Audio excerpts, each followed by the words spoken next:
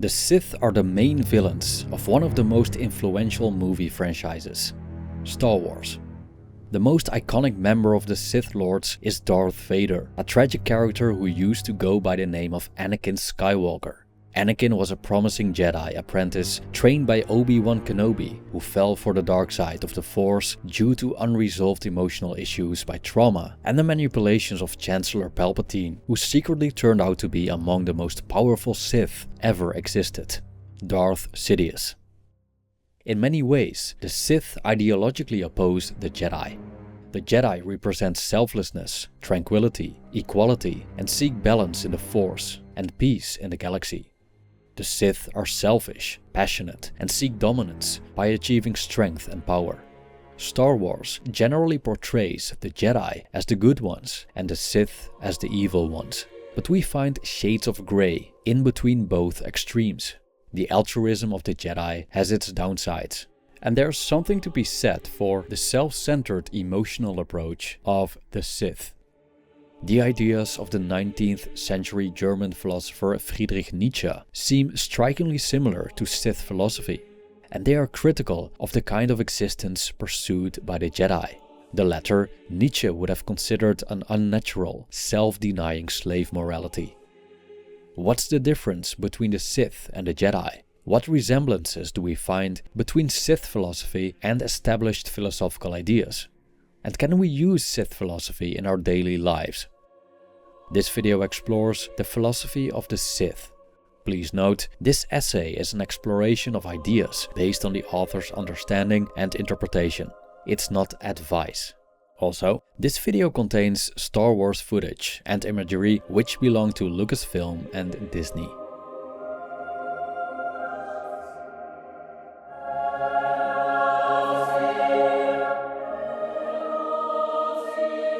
The Force is a mysterious energy field created by all life and binds everything in the universe together. We're all connected by the Force, which flows through every living being. The Force is central to the Sith and Jedi's existence, as both factions rely on its power and possibilities through manipulation. An all-surrounding energy field connecting all life resembles the Stoic concept of pneuma, also called the breath of life, which binds the cosmos together and provides stability and cohesion. An explanation of the Force and how the Sith use it is necessary for understanding their philosophy. After all, the Force is vital to the Sith's existence. As with the Taoist concept of yin and yang, many Force users distinguish the light and the dark side of the Force. The light side of the Force is generally used for defensive purposes and healing. The Jedi Order devoted itself to the light side of the Force, using it for selfless reasons such as protecting other people, justice, and restoring and maintaining peace in the galaxy. The Jedi sought to maintain balance in the Force, which means harmony between all life forms. They consider themselves guardians of what's good. Among the Jedi are Luke Skywalker, Obi-Wan Kenobi, and Master Yoda. The Sith, however, devote themselves to the dark side of the Force, which relies on anger, fear, lust, greed, and aggression, aimed to destroy one's enemies and cause pain and suffering. One uses the dark side to develop strength and power. But the Sith's hunger for more is insatiable. It's never enough. Hence, there was always competition and bloodshed among the Sith, as they will never stop expanding their power. An essential difference between Jedi and Sith regarding the Force is the rule of two. The Jedi see the Force as spreading fire. The more Jedi, the stronger their collective force. As we pass the flame, our light spreads, wrote Luke Skywalker. The dark side of the Force works differently, like venom. The more Force users the dark side has, the weaker the Force per individual becomes. As written in the Book of Sith by Darth Sidious, "No, the Force is venom. If it is poured into many cups, it loses its potency, until it becomes so diluted it is merely an irritant. Yet, pour those cups back into a single vessel and you will have the power to stop a Grey Dragon's heart." End quote. Thus, to maximize the power of the Force, it should be concentrated among just a few, ideally one Sith. However, if there's only one Sith, there's nobody to continue the Sith lineage if that one perishes. So Sith Lord Darth Bane created the Rule of Two, ordering that there could be only two Sith at a given time, a master and an apprentice. We take what we desire because we can. We can because we have power. We have power because we are Sith. Like the Jedi, the Sith live by a mantra that summarizes their core philosophical idea known as the Sith Code. The Sith Code is a negation of the Jedi Code, rejecting peace as an ultimate concern while identifying passion as the only force worth embracing. According to the Sith, freedom is not achieved through calmness and clarity, but by using emotions as a source of strength to achieve victory and dominance. Before we can understand the Sith Code, it's essential to explore the Jedi Code first, as these mantras, so to speak, are related. The Jedi Code goes as follows. There's no emotion, there's peace. There's no ignorance, there's knowledge. There's no passion, there is serenity. There's no chaos, there's harmony. There's no death, there is the Force. We can interpret the Jedi Code in different ways. Firstly, the "there is no" parts of the first 4 lines of the code might point to what the Jedi oppose and should be absent. In a Jedi's life, there's no emotion, there's peace. There's no ignorance, there's knowledge. But we could also read these lines as a reality of nature. When there is no passion, there's serenity. When there's no chaos, there's harmony. And thus it reads as a series of hypotheses followed by conclusions, which show that the absence of phenomena like emotions and passions leads to preferable states. These interpretations find support in Yoda's famous line, and I quote, "But beware of the dark side. Anger, fear, aggression. The dark side of the Force are they. Easily they flow." End quote. Furthermore, Yoda's words imply that a Jedi should actively avoid emotions and passions, as they lead to the dark side of the Force, and that one quickly falls into the trap of being carried away by them. The last line of the Jedi Code reads as a metaphysical truth. There's no such thing as death, as in a permanent ending of life. When we die, we simply transform into another manifestation of the Force. Some Jedi even learn techniques to keep lingering in the physical world after they died, as Force ghosts. So there's no need to fear death, it's just a return to the Force. The Sith Code seems to be a variant of the Jedi Code, rejecting peace, making the very things the Jedi avoid their goal. The Sith Code goes as follows. Peace is a lie, there's only passion. Through passion, I gain strength. Through strength, I gain power. Through power, I gain victory. Through victory, my chains are broken. The Force shall free me. Unlike the Jedi, the Sith embraces passion, using it as a vessel to develop strength, power, victory, and ultimately experience freedom. They use the Force to empower themselves and achieve their goals. What characterizes the Sith Code is the belief that triumph leads to freedom. There are different definitions of freedom. In the Jedi sense, freedom is inherent to their code. It's the absence of disturbing emotions, chaos, and the fear of death. Through peace, knowledge, serenity, and harmony, the Jedi experience freedom. Such freedom may not equal freedom within a material world, but it's rather emotional freedom, freedom of the mind, an ideal we find in several philosophical schools and religious traditions. The Sith don't buy this. They aren't interested in freedom of mind. Hence, peace is a lie, they say. Peace gets you nowhere in life. From birth to death, there's conflict. Even the Jedi, despite their teachings, experience a fair share of conflict, although they engage in it for the sake of maintaining balance and peace, as a protective measure. The Sith propose that passions allow us to deal with conflict in ways that strengthen us. We can use anger to destroy our enemies, and desire as a fuel for achievement and growing stronger. An example is Darth Vader, who channels his fear and grief into anger, making him more powerful. According to the Sith, Freedom lies in the material world, but can only be achieved through strife. We must conquer ourselves, our enemies, and destroy everything that stands in our way. We must fight ourselves out of bondage, become our own masters, let no one rule over us, and crush the ones who try. Then we can do as we please, which is true freedom, according to the Sith. Remember why the Sith are more powerful than the Jedi, Sidious, because we are not afraid to feel. Where the Jedi pursue peace, harmony, reason, and selflessness, the Sith flourish in chaos, wildness, impulse, and self-indulgence. Interestingly enough, the conflict between the Jedi and Sith resembles the duality between Apollo and Dionysus in Greek mythology.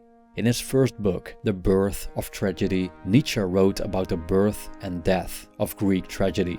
He believed that Greek tragedy was the unprecedented fusion between the Dionysian and Apollonian forces, which led to the fullness of the human experience in art. In his later works, however, Nietzsche embraced the life-affirming impulses of Dionysus, as he stated in his autobiography Ecce Homo. "I am a disciple of the philosopher Dionysus. I would rather be a satyr than a saint." End quote. But what do the Apollonian and Dionysian stand for, and how do these forces relate to the Jedi and Sith? In Greek mythology, Apollo and Dionysus are both sons of Zeus, but seem to oppose each other by nature. Apollo is the rational one that pursued order and purity, but also beauty, moderation, and reason. He is the god of oracles, healing, arts, sunlight, knowledge, shepherds, and a protector from evil, duties and characteristics resembling the Jedi Order. In terms of ancient Greek philosophy, we could say that the Stoic school of thought is based on the Apollonian. Stoicism revolves around living a life based on reason and perfecting reason. Its goal is to reach a state of flourishing named eudaimonia, which requires cool-headedness, the absence of passions, and living in harmony with nature. So Stoicism and the Jedi share many similarities. As with the Stoics, peace, serenity, and harmony are among Jedi values, even though the meaning of these values slightly differs. Nevertheless, like the Stoics, the Jedi follow Apollonian principles. They're rational, logical, and based on the mind. In The Phantom Menace, Qui-Gon Jinn tells his Padawan Obi-Wan, "Don't center on your anxieties, Obi-Wan. Keep your concentration here and now, where it belongs." End quote. This line fits the Stoic aim to be present and not be swayed by emotions. A life without passions seems antithetical to Sith philosophy, which embraces the passions through which they find strength, power, and freedom. The Sith would reject the Apollonian principles and welcome the Greek god Dionysus among their ranks. Opposed to the averter of evil, the most beautiful god of all and ideal to many, stands Dionysus, the god of wine, vegetation, fertility, festivity, ritual madness, religious ecstasy, and theater. Where Apollo is rational, moderate, and serene, Dionysus is insane, indulgent, chaotic, and passionate. The Sith are not interested in peace and view the negation of the passions as life-denying, contradicting the very thing that empowers them. In the Star Wars prequels, we see how Darth Sidious schemes his way into the powerful position of Chancellor to reform the democratic Galactic Republic into the Galactic Empire and declare himself Emperor. While the Jedi see such lust for power as an existential threat to the peace in the galaxy, the Sith view it as a road to freedom. Only the powerful are free, as the will of others doesn't chain them. Author of the book Rule of Two, Drew Karpyshyn, wrote, "Evil is a word used by the ignorant and the weak. The dark side is about survival. It's about unleashing your inner power. It glorifies the strength of the individual." End quote. The Dionysian is the affirmation of life. It's embracing everything life offers, including the primal emotions and wildness of being. Curbing one's emotions for peace is a denial of life. Instead, the Sith pursue conflict, as it forces them to better themselves. According to Sith Master Uthar Wynn, conflict forces change, growth, adaptation, evolution, or death. Philologist Walter Otto stated that the fullness of life and the violence of death are equally terrible in Dionysus. The Sith seek as much power as possible, but acquire it at the cost of death, including their own. They always put their lives on the line in their quest for dominance. It's all or nothing. It's either the absolute top or annihilation. Such extreme lust for power is madness from the Apollonian perspective, but the raison d'être of the Sith. It's a life of maximizing experiences and possibilities, passion, self-development, self-realization, and the strengthening of the individual. It's not about acceptance of the world, but changing it to your liking and reforming and destroying what's in your way. It's not about summoning help from the Force, but taking control of it. True power can come only to those who embrace the transformation, said Darth Revan. The Sith walk a dangerous path, rejecting safety and inner peace, exchanging it for growth and passion. They say yes to the full spectrum of life. They are willing to exchange suffering for life-affirming experiences. Hence, Count Dooku tried persuading Yoda to join the dark side by saying, "Tell me what you want and I will show you how the dark side can help you achieve it. Do you want friends? The dark side can compel them for you. Lovers? The dark side understands passion in a way you never have. Do you want riches? Endless life? Deep wisdom?" End quote.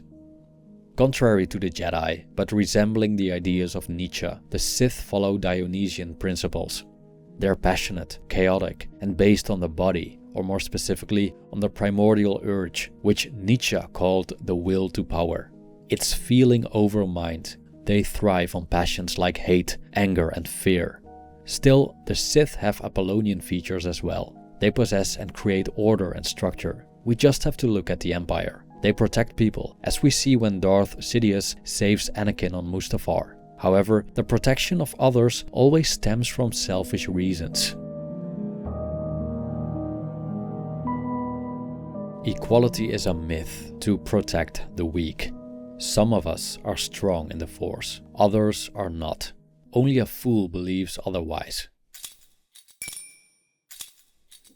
A central theme of Nietzsche's philosophy was Herren- und Sklavenmoral, in English, master-slave morality. According to Nietzsche, the master morality was the default attitude in ancient Greece and the Roman Empire, and was based on pride, nobility, and assertiveness. The slave morality was a response to master morality and became the norm when Christianity became a dominant force. The masters have been done away with. The morality of the common man has triumphed, said Nietzsche, referring to the triumph of the Judeo-Christian herd over the nobility. Looking at the relationship between the Sith and Jedi, we encounter profound similarities between Nietzsche's master-slave morality and the philosophies of the Force-using Star Wars factions. The Sith value the virtues of the masters, while the Jedi value the virtues of the slaves. Those with master morality focus on gaining power, creating hierarchy, attaining wealth, following ambitions, and being determined and courageous. The structure of the Galactic Empire is a testament to the hierarchical and authoritarian principles which characterize master morality. The strong must rule, while the weak don't deserve anything but being dictated. Fear is the primary tool for keeping the subjects in line. The strong rule, the weak are meant to serve. This is the way it must be. End quote.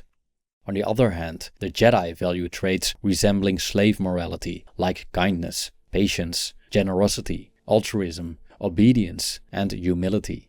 For example, in the Obi-Wan Kenobi series, we see how Obi-Wan struggles not to sacrifice himself to help others. Self-sacrifice is one of the Jedi's essential virtues. As opposed to the selfish Sith, the Jedi are selfless. They live for the benefit of others. The Jedi disapprove of what drives the Sith, like their lust for power and limitless passion. According to Nietzsche, those with slave morality devalue the master's virtue and create their own virtues that turn what the masters see as weaknesses into strengths. Pride becomes humility, boldness becomes meekness, and vengeance becomes forgiveness. Those with a slave morality tend to view themselves as morally superior, which is also the case with the Jedi. They consider themselves as bearers of light and protectors of the good, opposing the dark and evil Sith. The twist here is that those carrying a slave morality, the herd, believe they have voluntarily adopted values like humility, forgiveness, and selflessness. But according to Nietzsche, this isn't the case. The masters have forced these upon them. Impotence gave birth to slave morality. And instead of overcoming their impotence, the herd disguises it as a virtue and demands others to do the same. Nietzsche argued that those with a slave morality seek to assimilate masters into the flock, not transcending their position. But in reality, such an attitude leads to the degeneration of things strong and noble. Unsurprisingly, the Sith deem the Jedi qualities, such as put forward in the Jedi Code, worthless and pathetic.